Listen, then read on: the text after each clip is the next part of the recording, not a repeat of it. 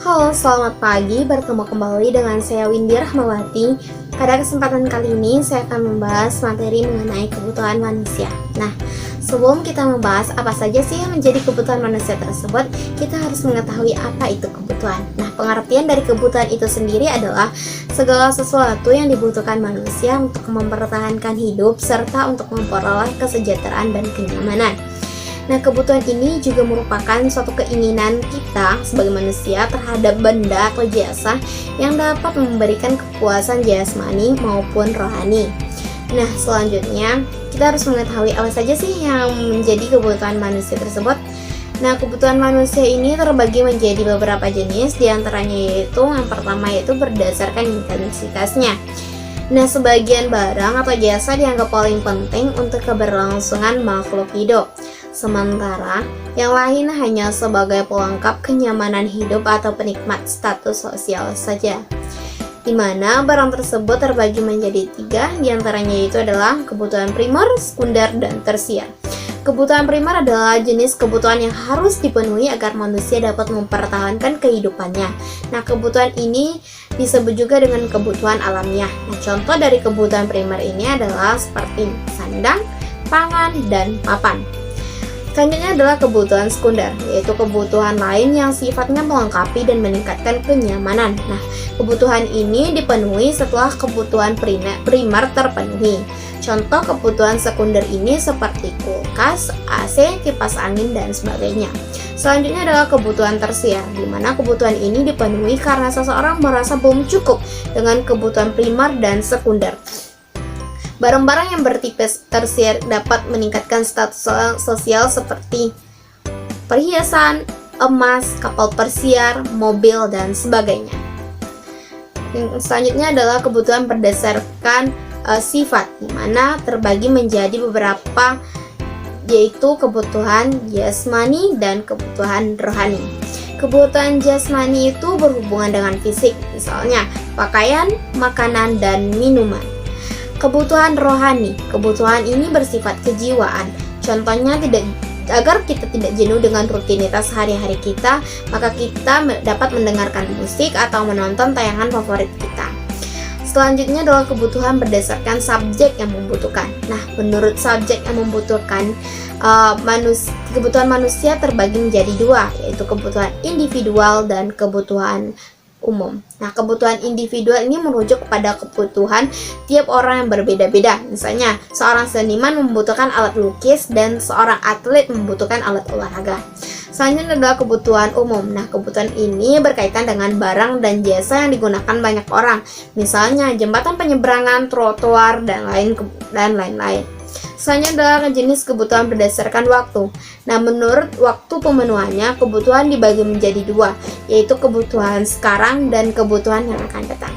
Kebutuhan sekarang adalah kebutuhan yang sifatnya mendesak dan harus segera dipenuhi. Nah, contohnya, seseorang yang haus perlu segera minum. Dan selanjutnya adalah kebutuhan yang akan datang. Nah, kebutuhan yang akan datang ini adalah sifatnya tidak mendesak dan bisa ditunda hingga waktu yang ditentukan. Kebutuhan ini juga berkaitan dengan persediaan atau persiapan untuk masa yang akan datang. Nah, misalnya seseorang menabung untuk masa pensiun atau kita menabung untuk berekreasi dengan teman-teman kita.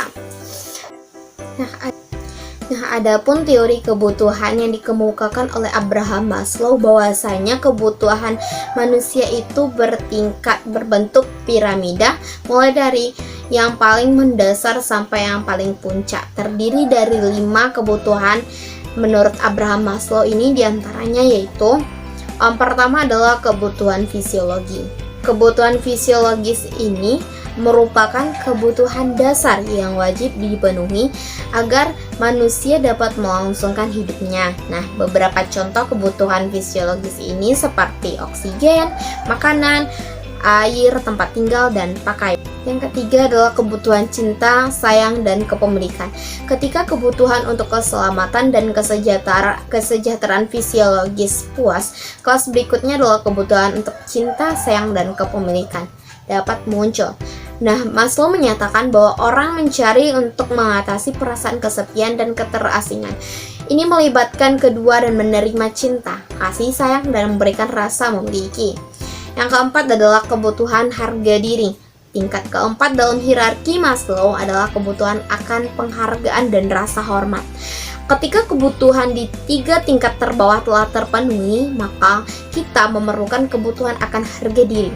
Nah, pada tingkat ini manusia butuh untuk mendapatkan rasa hormat dan penghargaan dari orang lain. Nah, biasanya nih, manusia akan menunjukkan kemampuannya melalui usaha. Contoh, kita berprestasi dalam kegiatan profesional, prestasi akademis, dan partisipasi atletik. Nah, yang kelima adalah kebutuhan aktualisasi diri. Nah, kebutuhan paling atas di piramida kebutuhan menurut teori Maslow adalah aktualisasi diri. Nah, setiap orang termotivasi untuk melakukan sesuatu ketika melihat orang lain dapat meraihnya. Nah, menurut Maslow, manusia akan berusaha memenuhi kebutuhan itu dengan cara melakukan yang terbaik. Dapat kita katakan bahwasannya orang yang mengaktualisasikan diri adalah mereka yang memahami diri sendiri, peduli dengan pertumbuhan pribadi, kurang peduli dengan pendapat orang lain, dan tertarik untuk memenuhi potensi mereka. Nah, selanjutnya kita akan membahas mengenai faktor yang mempengaruhi kebutuhan.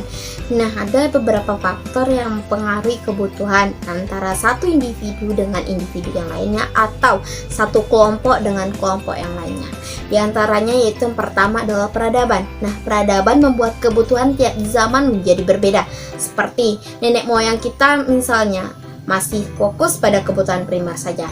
Saat itu manusia juga cukup berpakaian seadanya. Namun kini manusia membutuhkan pakaian yang lebih bervariasi, bukan? Nah, selanjutnya, faktor kedua adalah lingkungan.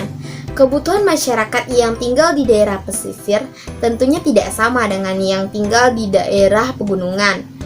Penduduk pegunungan lebih membutuhkan alat bercocok tanam dibandingkan alat mencari ikan. Nah, yang ketiga adalah adat. Adat atau tradisi turut mempengaruhi kebutuhan tiap individu atau kelompok.